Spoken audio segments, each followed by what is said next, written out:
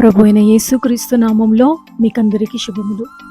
ఈరోజు వాక్య భాగము చదువుకుందాము.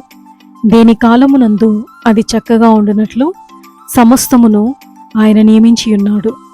ఆయన శాశ్వత కాల జ్ఞానమును నరుల హృదయం అందించి ఉన్నాడు కానీ దేవుడు చేయు క్రియలను పరిశీలనగా తెలుసుకొనుటకు అది చాలదు.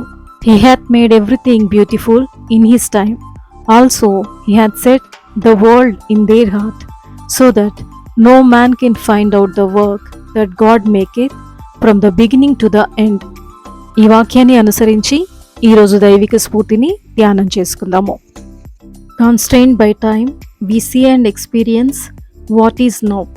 We no longer feel what once was, and we do not yet see what will be.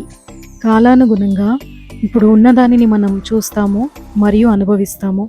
ఒకప్పుడు ఏమి అనుభూతి చెందామో దానిని తిరిగి అనుభవించలేము, మరియు ముందు రోజుల్లో ఏమి జరగబోతుందో కూడా మనము చూడలేము.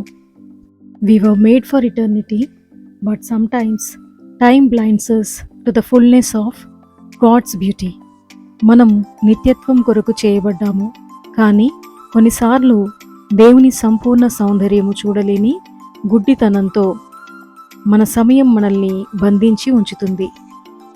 Yet God promises beauty in its time, even it's not in the moment that we observe now. మనం గమనించకపోయినప్పటికీ దేని కాలమునందు అది చక్కగా ఉండునట్లు సమస్తమును ఆయన నియమించి ఉన్నాడు. దేవుని నిత్య జీవమును చూడలేని గుడ్డితనం నుండి మనం విడిపించబడదుముగాక. ప్రార్థన.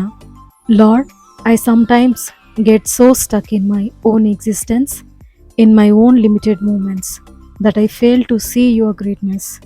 ప్రభువా, నేను కొన్నిసార్లు నా సొంత ఉనికిలో, నా సొంత పరిమిత క్షణాలలో, పరిమిత విషయాలలో చిక్కుకుపోయి నీ గొప్పతనాన్ని చూడలేకుండా ఉన్నాను. You are infinite and you are eternal. నీవు అంతం లేనివాడవు మరియు నిత్యమైన దేవుడవు. Help me to seek your beauty with eyes of eternity, so that my days in this life, full of moments, may be full of hope and provide a beacon to others. In Jesus' name, amen. క్షణాలతో నిండిన ఈ జీవితంలో నా రోజులు ఆశాజనకంగా ఉండటానికి మరియు ఇతరులకు వెలుగునిచ్చేలా శాశ్వతత్వపు కళ్ళతో నీ నిత్యత్వపు అందాన్ని వెతకటానికి నాకు సహాయం చేయండి. నా ఆత్మీయ గుడ్డితనాన్ని నుండి నన్ను విడిపించండి. యేసు నామంలో ప్రార్థిస్తున్నాను తండ్రి, ఆమేన్.